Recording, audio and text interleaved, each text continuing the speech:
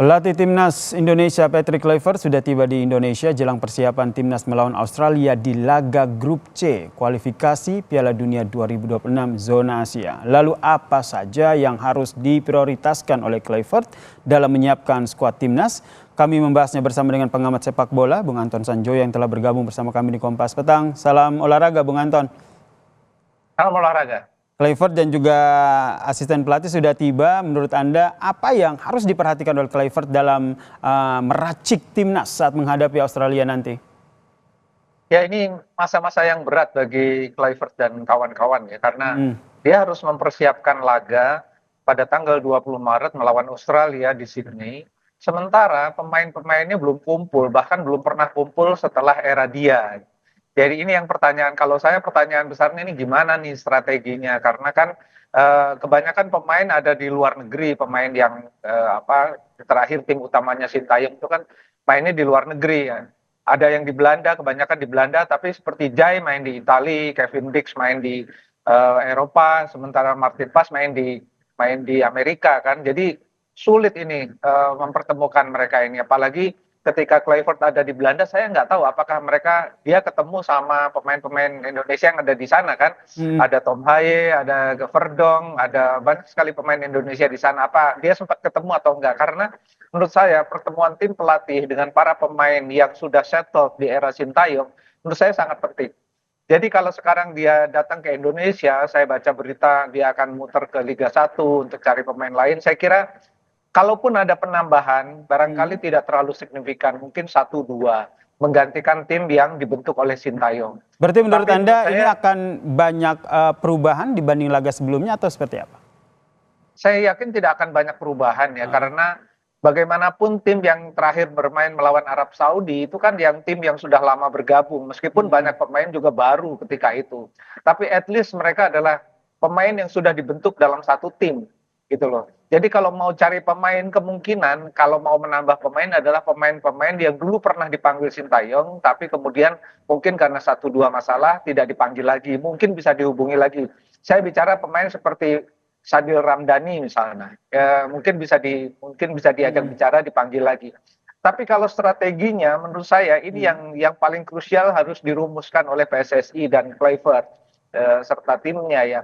Bagaimana menyiapkan tim ini tanpa kehadiran fisik pemain secara utuh. Ini yang Ini yang jadi menurut saya PR besarnya itu. PR besarnya ini ya, bagaimana menyiapkan tim tanpa kehadiran fisik dari tim tersebut. Diharapkan memang komunikasinya sudah berlangsung by telepon atau semacamnya. Ya. Tapi kalau Bung Anton melihat ini nanti kans dari pemain Liga Indonesia sendiri ini nanti dalam line up yang nantinya akan ditampilkan ataupun dihadirkan oleh Patrick Kluivert di laga Australia ini seperti apa? Karena kalau kita lihat ini kan masih akan ada naturalisasi ke depannya.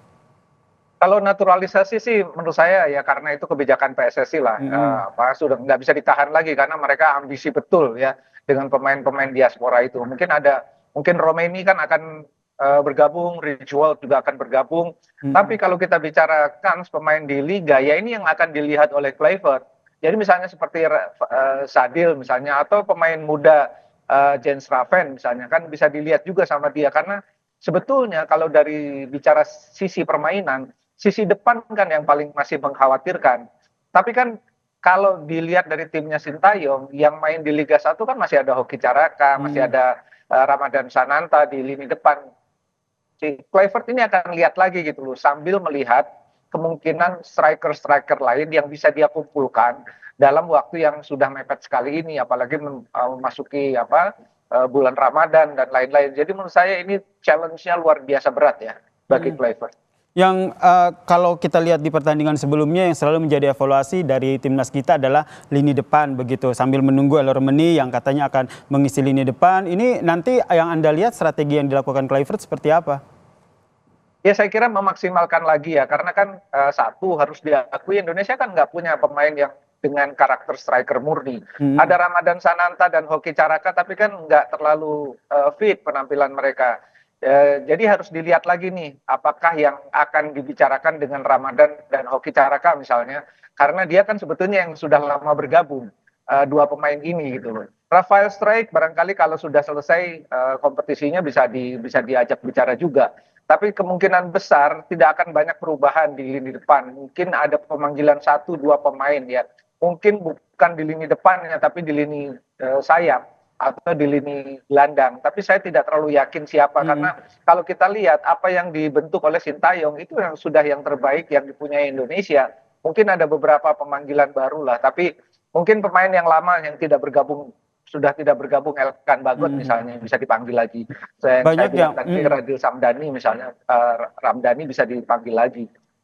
Oke, jadi ini memang sudah apa yang sudah disiapkan Sintayong kebanyakan akan dilanjutkan begitu oleh Patrick Kluivert. Dan ini ada gambar terbaru nih, Bung Anton dan juga pemirsa Kompas TV, ini kita hadirkan. Ini adalah foto yang diunggah Instagram Patrick Kluivert bersama dengan asisten pelatihnya setelah tiba di Indonesia, dan ini diunggah di Instagram story dari Patrick Kluivert. Bung Anton, ini sudah ketemu dengan asisten-asisten pelatihnya. Kalau kita tadi kata Bung Anton tidak ketemu secara fisik dengan pemain-pemain, tapi dengan hadirnya asisten pelatih ini tentu harusnya bisa membantu untuk meracik pemain dan juga strategi yang mapan. Bagaimana Anda melihat dari posisi para asisten pelatih ini?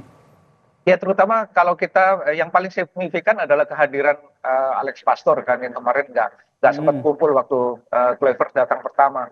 Jadi Lansat, Pastor, sekarang ada Van Boer sudah bisa kumpul. Mungkin yang paling mereka bisa lakukan adalah mereka ketemu dengan pemain-pemain yang potensial dan mereka menganalisis semua pertandingan Indonesia. Itu yang paling mungkin mereka lakukan, dan berkomunikasi dengan orang-orang di Indonesia yang paham betul karakter pemain-pemain ini sehingga mereka mendapatkan informasi yang jelas. Saya kira itu yang paling bisa dilakukan. Tapi kalau ketemu secara fisik, misalnya dengan Hoki Caraka kan bisa, dengan Ramadan Sananta bisa, dengan Egy Maulana Fikri bisa ketemu juga gitu. Jadi bisa diskusi. Tapi kalau untuk latihan dalam satu tim, saya rasa memang agak berat ya. Agak berat, tapi masih bisa diakali ya, masih bisa diatasi ya. Ya, diatasinya dengan pertemuan yang non fisik ya, mungkin dengan komunikasi pertemuan jarak jauh gitu. Yang penting komunikasinya jalan. Tapi saya tidak melihat ada kemungkinan apa yang sudah dibentuk oleh Sintayong itu berubah secara drastis. Saya rasa nggak ada gitu loh. Karena saya tahu Kluivert mungkin barangkali juga kalau membentuk tim yang sama sekali baru juga kan rasanya juga konyol ya.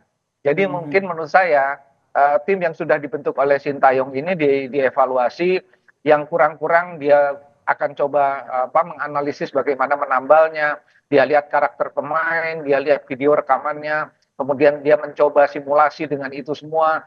Karena sebetulnya krusialnya kan H-7 menjelang tanggal 20. Nah, ini H-7 menjelang tanggal 20 itulah sebetulnya hasil dari evaluasi semuanya kemudian dipraktekkan pada tanggal H-7 itu, mungkin kira-kira sekitar tanggal 13.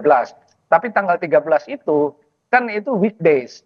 Nah, yang berat adalah pemain-pemain yang berlaga di Eropa, mereka pasti belum datang.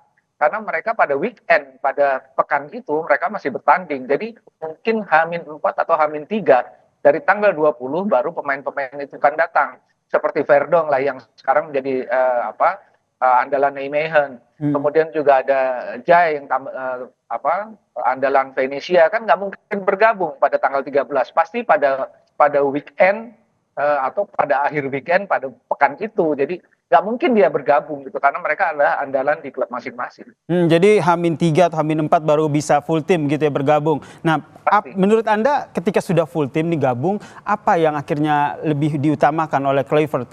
Langsung membagi strategi atau masih tetap melihat person by person pemain? Saya kira akan dibagi per departemen dulu.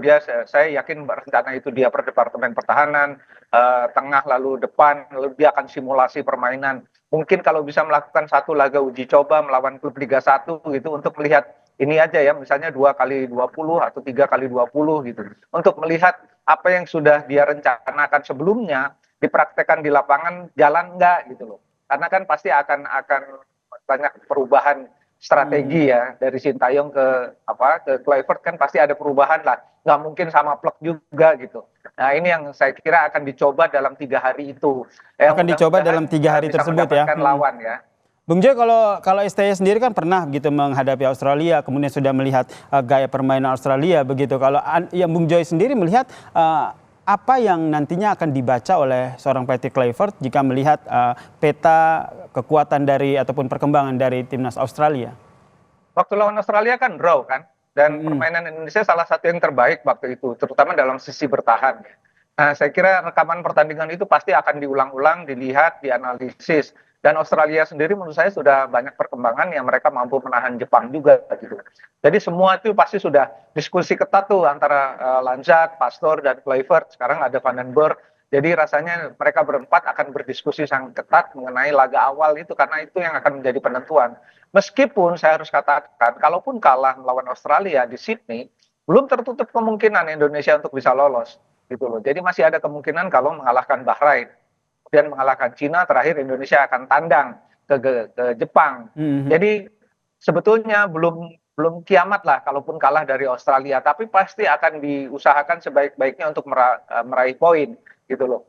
Saya kira kalau di Sydney main imbang bisa raih poin itu udah luar biasa, karena memang persiapan tim, pelatihnya juga sangat terbatas, pemain juga berkumpul dengan waktu yang sangat terbatas. Pemain Australia kan kebanyakan main di liga mereka gitu loh. Ada 1-2 yang di Liga Eropa, tapi kebanyakan tampil di liga mereka sendiri, di Liga Australia gitu.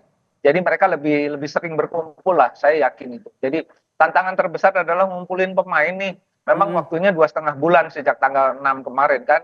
Tapi untuk mengumpulkan pemain mungkin cuma 3-4 hari. Jadi ini saya rasa yang harus ditunggu adalah strateginya gimana dalam 3 hari itu betul-betul efektif. Oke, ini yang kita tunggu ya. Apa kira-kira strategi yang nanti akan diluncurkan oleh Patrick Kluivert, terutama menunggu starting 11-nya siapa nih. Yang jelas harapan kita bersama timnas Indonesia harus menang melawan Australia. Terima kasih Bung Anton Sanjoyo, pengamat sepak bola, telah berbagi perspektifnya di Kompas Petang. Salam sehat Bung Anton.